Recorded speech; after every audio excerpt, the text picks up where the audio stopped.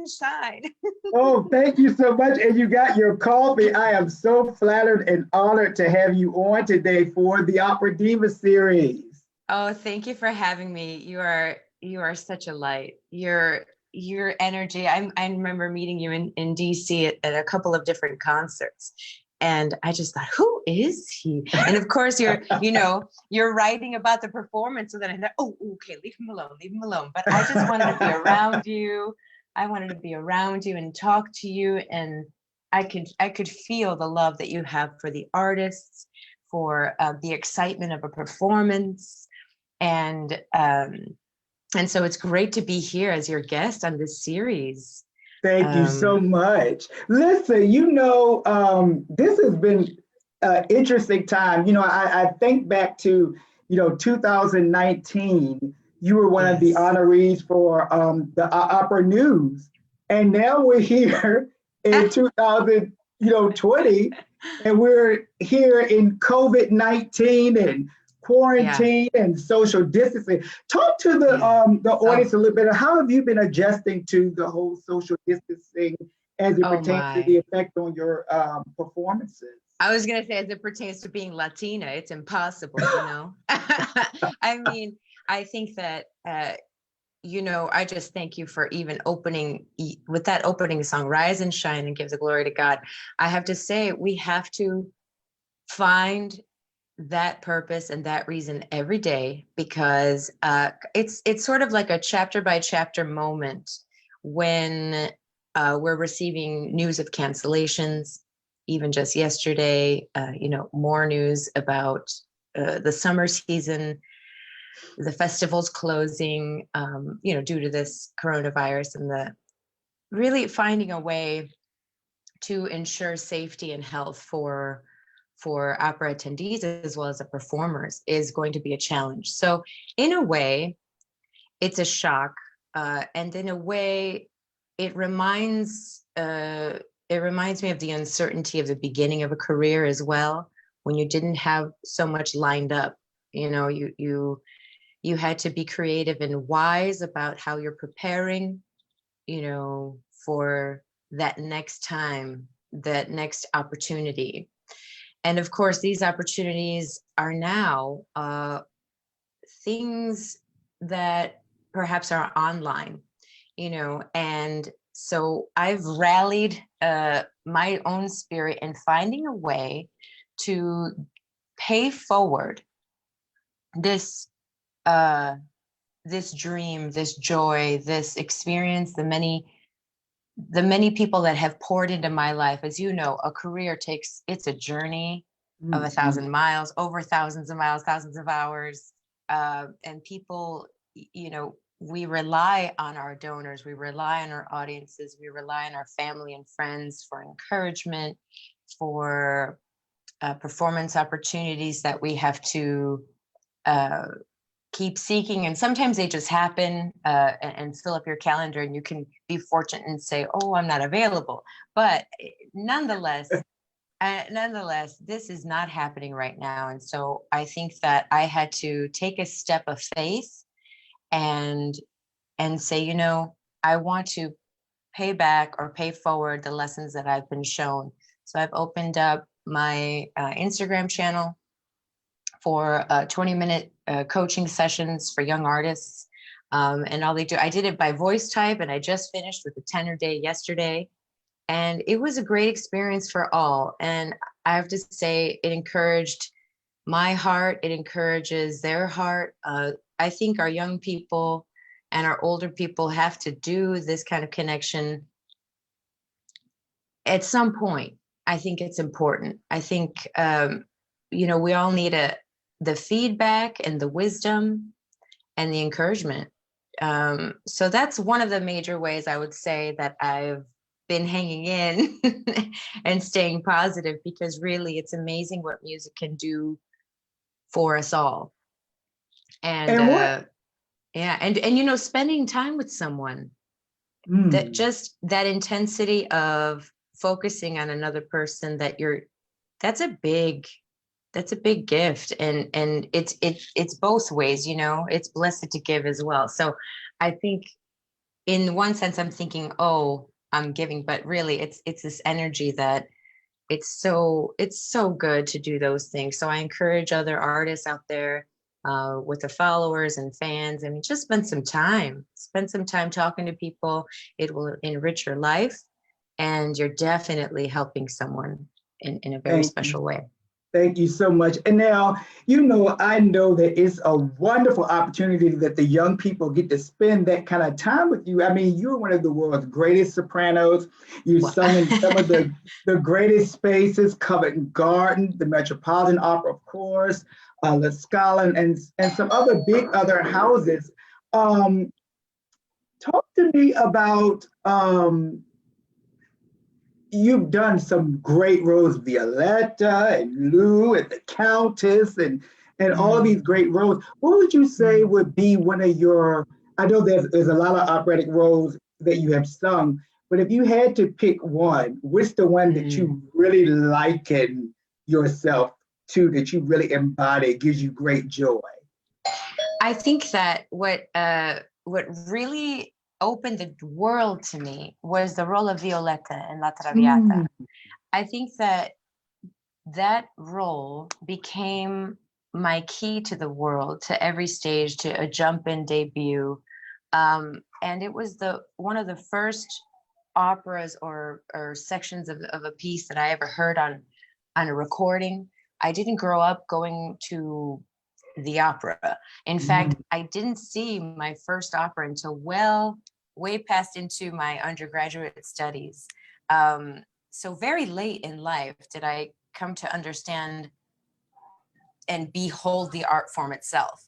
So that's something that I wanted to share with you as well, because I think a lot of times people think, oh, she went to this school, she's doing these jobs, she must have been singing since whenever, she must have all these people in her life.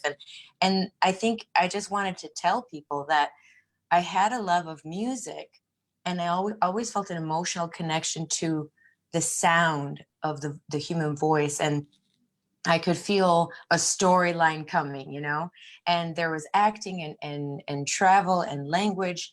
All of those loves, I would say, was like a step-by-step process as I took on the opportunities to enroll in university as a vocal performance major. And I had the fortune to sing for Martina Arroyo. And she said, I would love to help you, but stay away from opera. Actually learn these art songs. So again, it's like, I think even the role of Violetta, when I think about how I was dreaming about singing her for such a long time before I ever sang a first one. My first one was in 2009 with San Francisco Opera. And the big star the stars who were singing at the time were Anna Netrebko and Elizabeth Futrell. And I had one show.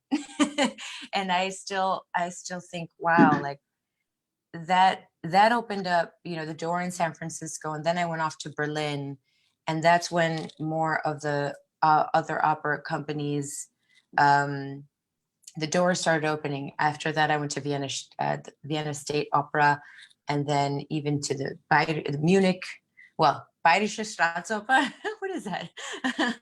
Well, the opera house in Munich, and in Covent Garden. And so I would say, as a role, as a dream, and in a way, as the big challenge, I think that everyone who sings Verdi or understands that any Verdi role requires such athleticism, mhm, transparency of soul. I mean, you can sing and be brilliant technically, but if you cannot communicate the heart of the matter, I mm. mean, Addio del passato. If you can't, you could have a great E flat, but if you don't have an Addio del passato, it's like, oh no. So you have to have. It's great because you have to have that whole range of a color palette of technique. It's going to make you grow. It's going to change you over time. You're going to approach the role differently. What is Sempre Libre even about? Is she really, the next time we see Violetta, of course, she's with Alfredo, and you think, wait a minute, wow, that's a big shift.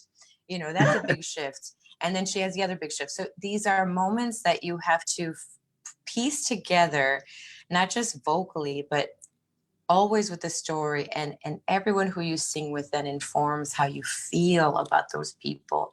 The productions change how you approach it. And so I have to say that would be the role that has served me. I've served, and it's just this continuous place of home, but also of, yeah, you better keep working. You know, it's never easy.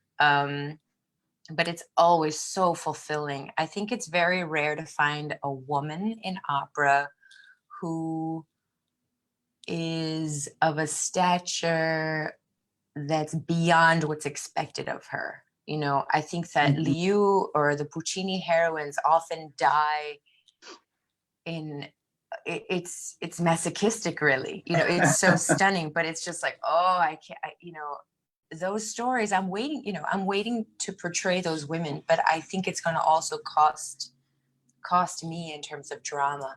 And I take that on as I do all these roles. So I would say, in a nutshell, that's what gave me my tour around the world, and that will continue hopefully for a while, before I graduate to, you know, other heavier repertoire, which I'm not eager to do. I think that the voice, you know, we have legendary artists whose example, they always kept at least 2 or 3 roles their whole career, and branched out from you know, in different, maybe stretched in different ways toward other repertoire, but really we know them for the 2 or 3 signature roles. And I would say, you know, Violetta is one for me.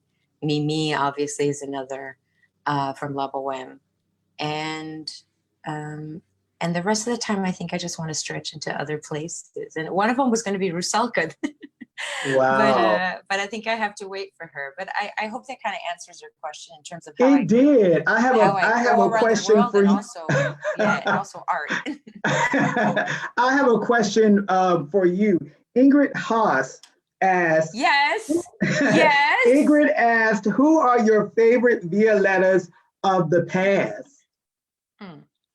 Well, in my past, it started with Maria Callas, because the first time I heard an excerpt of La Traviata was on one of her albums. I think it was a 3-part series of the Prima Donna albums. Then I took that music to my voice teacher and I said, tell me about this story. What is she talking about? Who is this? Give me more information. He said, all right, Carl Lorenz, my dear teacher, still here in Chicago. He said, go check out Rosa Poncel.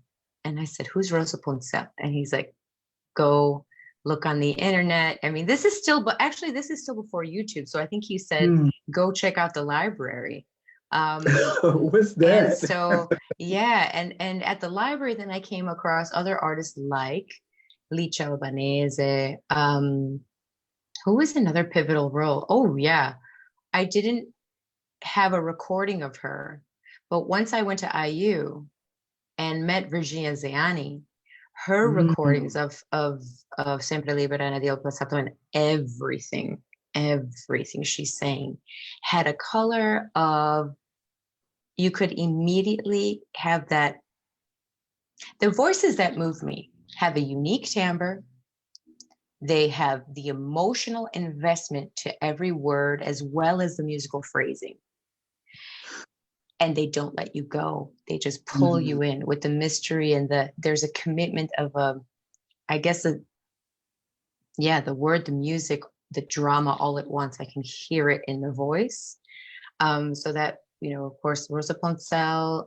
I was so curious to hear another lyric soprano who anyone who's a lyric soprano always listens to is Mireia Lafreni, the late and great Mireia Lafreni.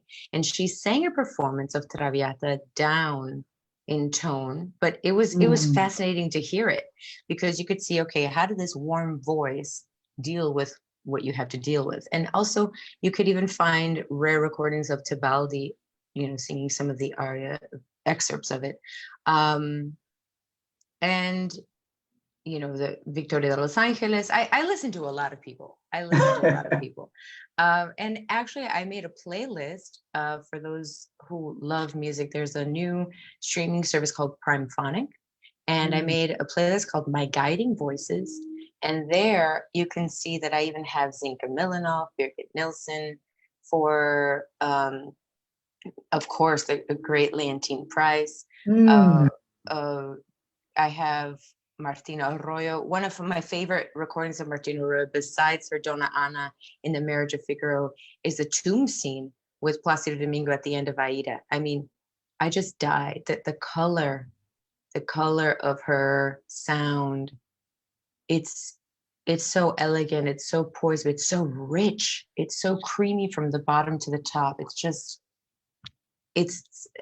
a magnificent voice, and everyone has something so special in their timbre, and it's really hard to pick a favorite, so I don't. I see, okay, I view it as a journey through, you see the architecture of the music, and then everyone sort of decorates it their way. And a lot has to do with just the instrument they're given. I'll never forget hearing also the voices live. I remember hearing Anna sing La Traviata after singing Manon from Massenet the night before, and hearing her A Cacciature in Sempre Libera, I just died. I was like, oh, really? You just sang Manon last night, and you're going to do this the next day? Crazy. Speaking of which, amazing. I want to switch gears a little bit, because one thing that I really am impressed with is the fact that you are true to your Latina culture, and I love your new recording, Mi Corazon. Oh, thank you. And I would like to know, and I saw, if I'm not mistaken, at the end of the trailer is dedicated to Martina Arroyo, if I'm not mistaken, but I saw that on the video trailer. So talk to the listeners a bit about your project, Mi Corazon, and what inspired you to really collect all of these special songs together on a recording. Oh, I'd be thrilled to. So part of, again, finding my way home was going back to my first language of Spanish. So my parents are from Mexico. The musical tradition that I grew up with was mariachi, boleros, pop artists. But I didn't really, I don't know, I loved classical music and went into that direction. But what was very nurturing to my feeling of, in terms of my soul, and in terms of home, and in terms of where my heart could ring true, where my voice seemed to ring true, was in Spanish music. And so on Mi Corazon, my heart, I take you with my dear friend, Shui Fei Yang, a fantastic classical guitarist who also found her voice, and she's from her family, her heritage and her ethnicity. She's from China, so she found her voice in Spanish classical guitar, and we both found these songs to just, not only that we've lived with them over the years, but they brought us together in a special way because of that journey inward and a little bit outside of the culture where we grew up. So for a Latino, Latinx, this is a roaming question. We don't have a lot of, we have such a rich culture. But we have such great division, and we have such great challenges within our own communities, and finding a way of being supportive is very, you won't believe it, but it's very rare. It's not intentional. I just don't think there is enough organization to, of young people yet, to really get behind people and support them throughout the years, and to invest in that kind of legacy building. We're still, I think I need to intend and work on that, and more so to create that for the next generation. But these songs are speaking to Manuel Ponce, one of the greatest Mexican composers who wrote in a classical style. But it's just a window into the language, a window into the value of the poetry. I mean, a lot of people who analyze music or who go to universities and are learning Spanish repertoire, they of course know the 7 classical songs by Manuel de Falla. But I think when you put those songs away from the restraints of voice and piano or a concert hall and you get into a studio, you can take a liberty of putting in more breaths, but making each word mean something truly more connected, more soulful, a little bit more rugged. And of course, I felt that also with the Bahianas Brasileiras, instead of 6 celli, to set it with 1 guitar. I mean, it took us both. I think it took Faye, she also goes by Faye. So it took Faye and I a dialogue, but we didn't talk that much. We just dove into the music and already had this vibrant, soulful connection to the music itself. I think that as artists, you have to find the repertoire. You go and you study, but you have to find what connects you back to your soul. What speaks to you? Is it the music of the church? Is it the music of the different groups that you grew up to listening to? And can you reset it in a way in the classical, if you have to, or can you just go sing that style of music? I mean, I think that's an important bridge to come back home to. Because I say this because it was said to me that the way I sang an aria, I was on a concert with the great Jose Carreras and we were singing duets and he was singing his songs. And then I sang Estrellita and then A Bésame Mucho. And he says, there you are. So he's like, bring that to your Juliet, bring that to your, so it's must be some way of enunciating, some way of letting go, in a way that perhaps I've confined myself. So I feel that these songs are in a way, and it's also, we were very careful, with Lenny Studio, my wonderful graphics PR team. We were very conscientious of the choice of the graphics for this. So, you can see an homage, a nod to Frida Kahlo, but it's the first time that I haven't been photographed in profile. I often get photographed in profile. And I think there's a subconscious, or if it's a choice, I have a problem with this, but it's okay. It's okay. But I think that we like being prolific and seeing the images of people who can represent us or look like us or we feel connected to visually. It's super important to be very direct and embrace that look, embrace that sound, and understand that it should be appreciated. And I think maybe I didn't appreciate that in myself. And so now when I look at that image, I'm like, whoa, I have never seen myself direct, facing forward. And there's it's very empowering.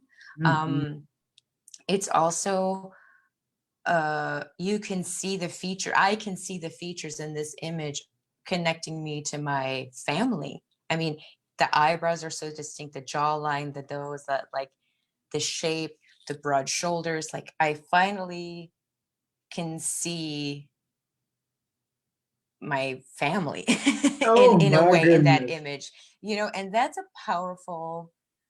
Why did it take so long? I don't know. But I'm glad it's now. And I'm glad that Mi Corazón is also, it's only a digital, so it's an EP and you can get on the iTunes, and it also was released in an unusual way. So you were used to, having a CD or even getting it previewed by, the market. But this is being released digitally. It's going into all of the people that subscribe to Apple Music. So it's also hopefully going to reach another broader scope beyond our little opera world or classical music lovers.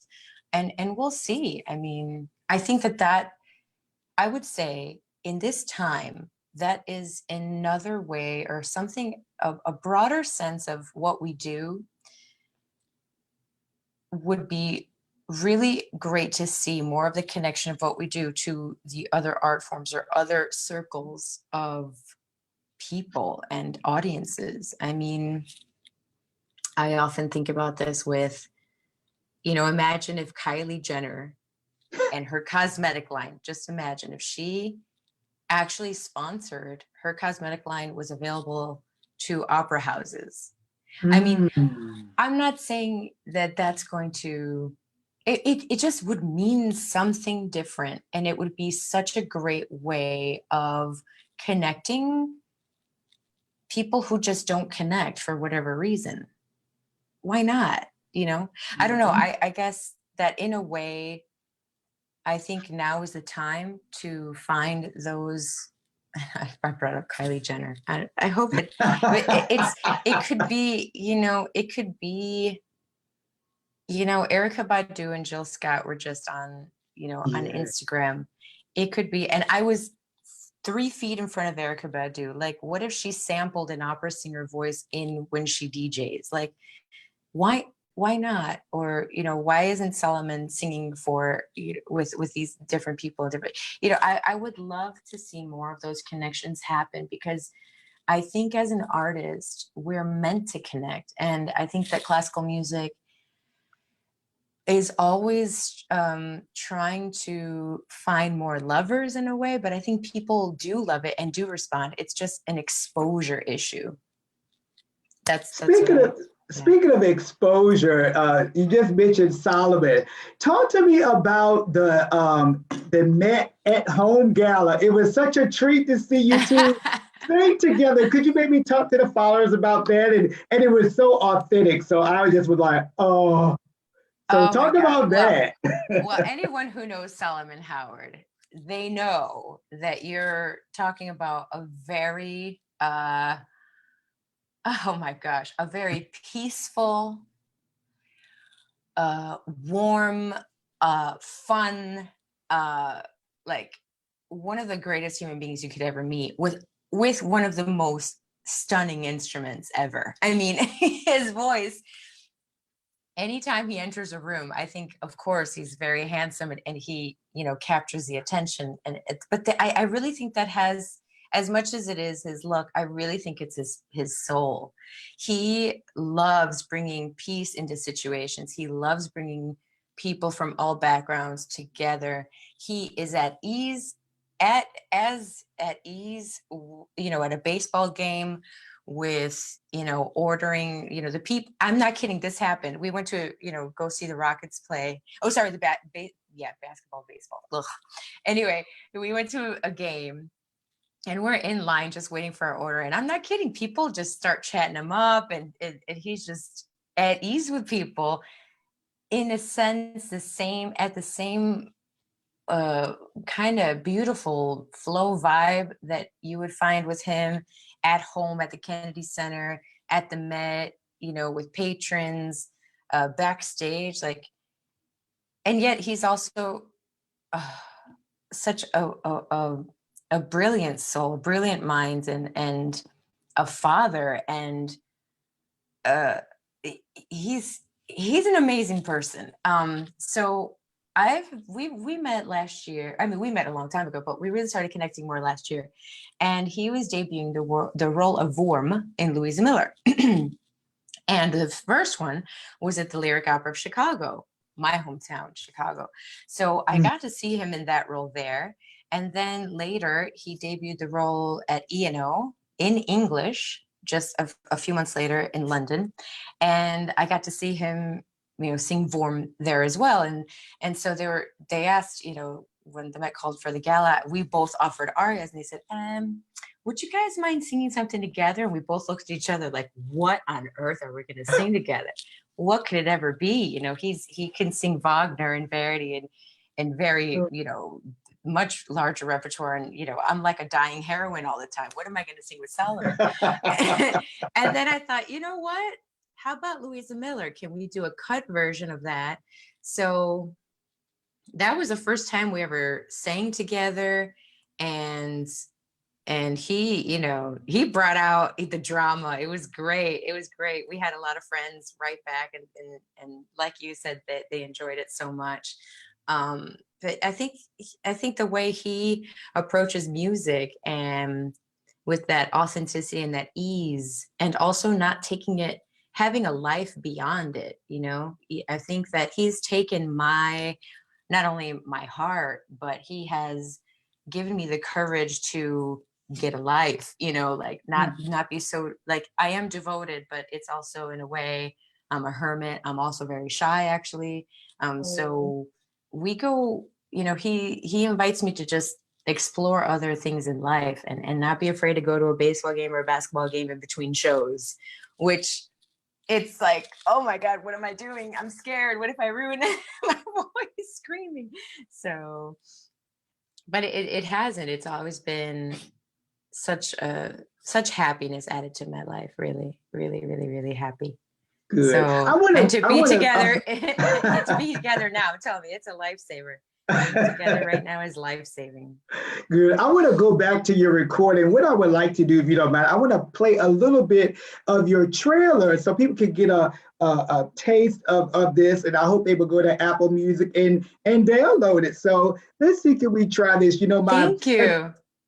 And before we do that, I must shout out my loyal followers. They always get on here and have coffee with me. So I want to say, give out some shout outs. Good morning to Theodore, JJ, Ivan, Sherry, Lori, Camille, Shannon, David Britton, Nolan Williams, Michelle Riley Jones, William Dean, Karen Slack, the great Karen Slack, Kiki. Oh. the great Nicole Heaston Lane. Oh my God. Harris Fairfax, good morning. Ellen Rich, Chris Thomas, Roderick Dixon, the great tenor, Ada, Trey, great soprano, Suzanne Karpov Seigert, Marcus Dotson, let's see, Walker, Phillip, Dr. Joyce Garrett, and Molly Dunn. So we have all these people on here listening. I'm sure they're listening in other places too. But what I want to do is play a little bit of this trailer, and I hope that this is definitely a learning curve. So just bear with. We're still getting the hang of it. I could tell you a little bit about it. The trailer, some of the music is I think it should be a highlight of the Bahianas Brasileiras, the first song. And what makes this piece interesting, not only to me, but to all the sopranos who sing, is that it requires us at some point to hum. And it's really tricky because it goes to a top A and you think you have to hum the whole time. How do you do it? And we have a recording, of course, of the great Biju Sayao singing the piece with the cello as it's orchestrated, but we don't get to visually see her. So I don't know if you can see me in the trailer do that. It might just talk about the album and about Shui Fei, but I do have that video, and maybe I'll put it up. But I think that what's a great thing for today's opera lovers, singers, followers, fans, is you have so much visual information as well as the audio to see how singers do their thing. And it doesn't mean, you copy that or that's what's working. Of course, you have your own technique and blah, blah, blah, but it's so inspiring to have a chance, I think, to see each other. Here we go. You all let me know if you can see and hear this. Can you hear it?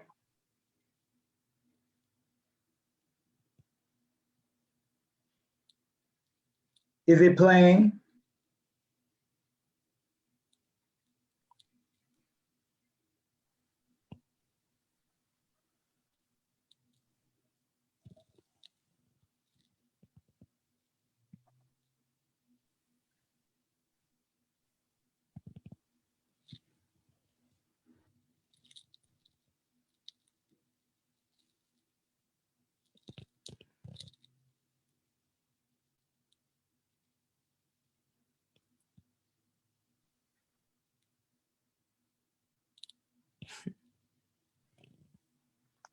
I love seeing her face.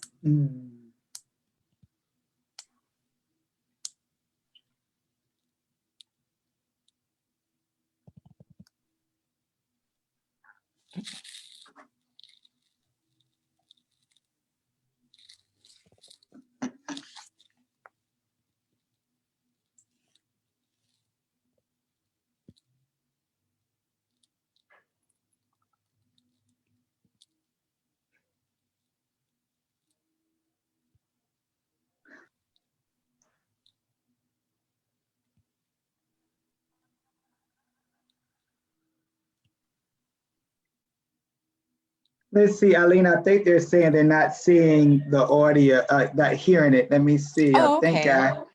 here it is. To, make Can your you all sound, hear of it course. But now? then what's Oh, It now may I be can faster is too. that you can take Can you hear it all of now? your experience, all of your love, all of your imagination, and channel it back into these notes and these poems, and that's why I love doing what I do. I love. Oh,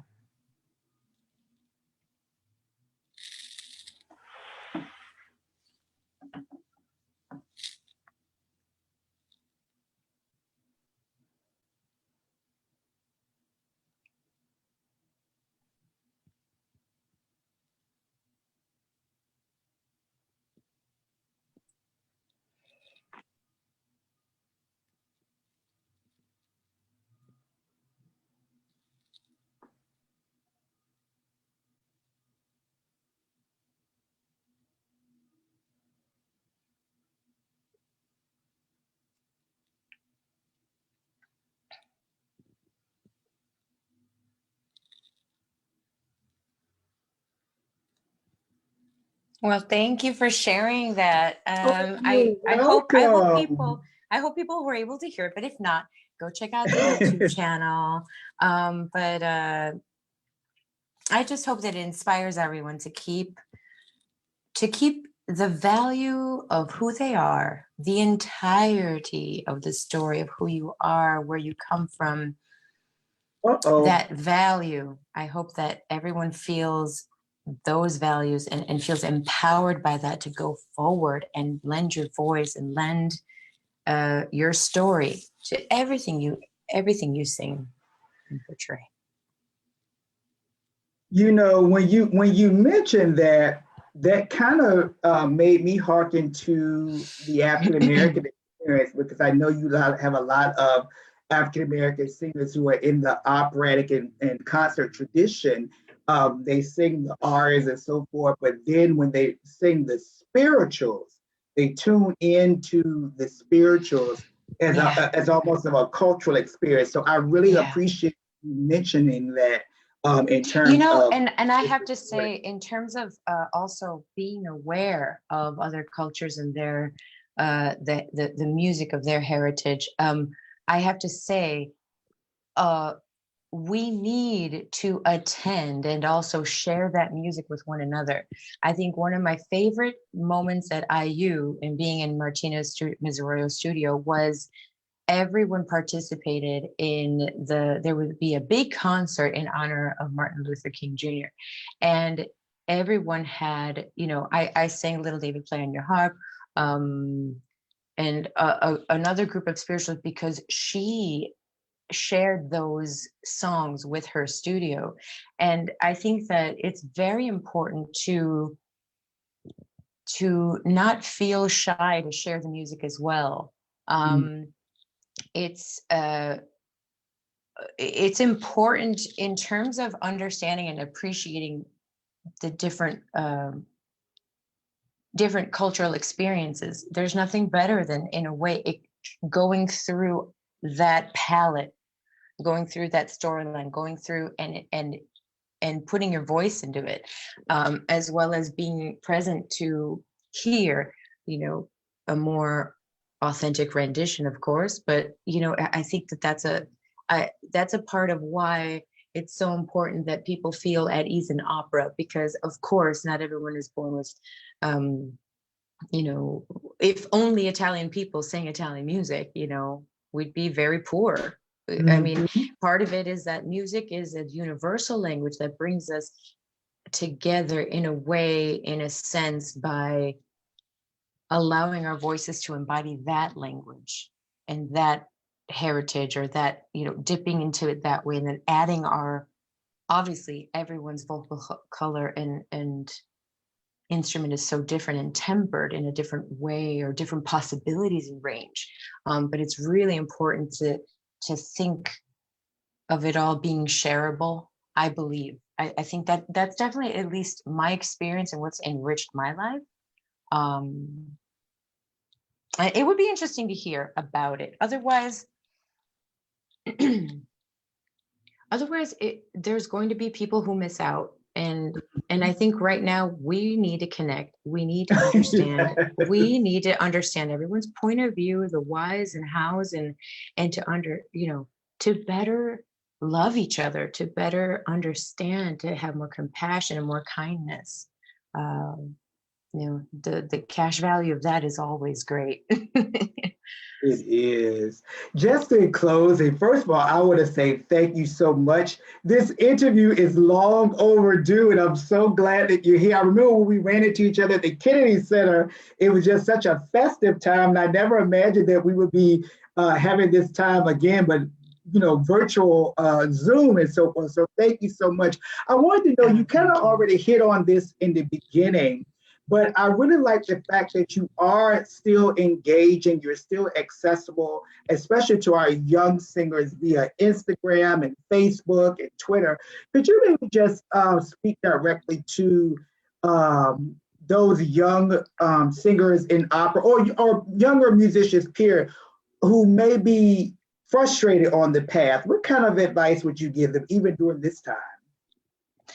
I think that at this time, in a way, you have a great advantage than probably ever before. So now is the time.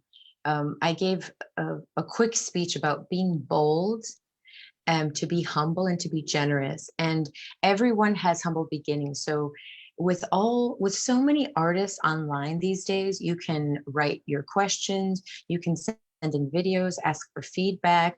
Now is the time to spend that extra effort in rhythm, basic skills, language, pronunciation, rhythm, character, learning recitatives, talk about character. Yeah. I mean, that's the thing. You have to, the way you get to be a character is by being accurate. I can't tell you enough. Comedy works on accuracy. You have to deliver the dramatic beats at a specific, you have to have a timing to it. And drama also has those beats that are slower, but you have to be precise. Now is the time to say, you know what, I would love to try to put a Zoom with a conductor on one of my arias. And you have, a lot of opportunities still don't exist to create diversity. And even, I have a friend, David Lomelí at the Dallas Opera, who created a platform for women conductors. I think that now is the time for anyone who wants to collaborate with a singer to say, you know what, I've been wanting to conduct this trio. I've been wanting to conduct this aria. Would you take the time to send me an audio? I would like to, piece together a video. And now is the time to sort of slow the whole process down and find the way to make it work. And so the skill set that you could be working on now is still going to be necessary when we're back.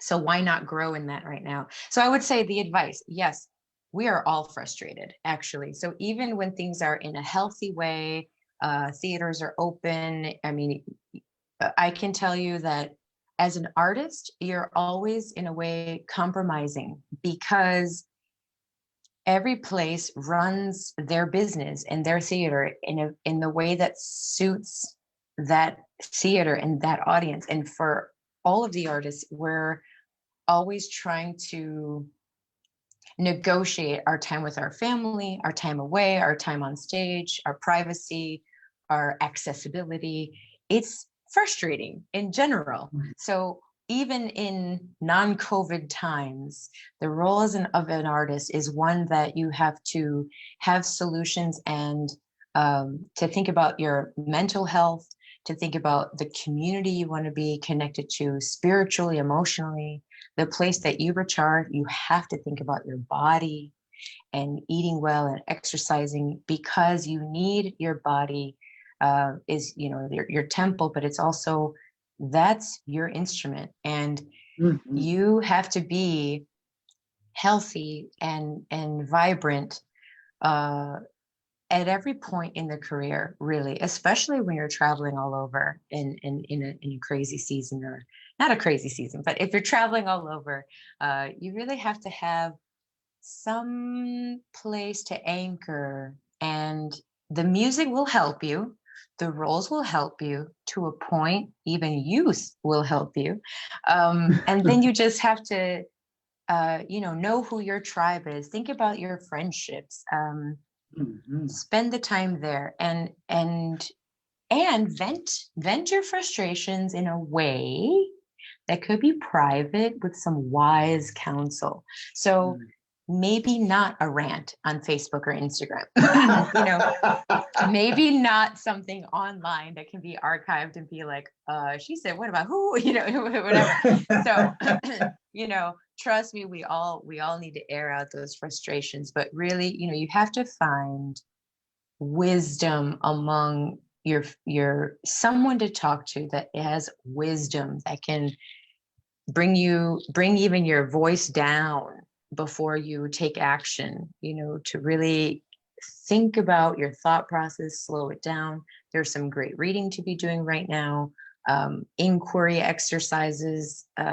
Obviously, vocalizing is still a part of what you should be doing, but really language. I think the more that you can work on your musical language married to your language, that's going to be a great way through the fear and through the frustration. Thank you. I want to share with everyone how you can be in touch with Ailyn. You can visit her on Facebook, Ailyn Perez Soprano, and it's the same on Instagram. And you can also go to her website, ailynperez.com.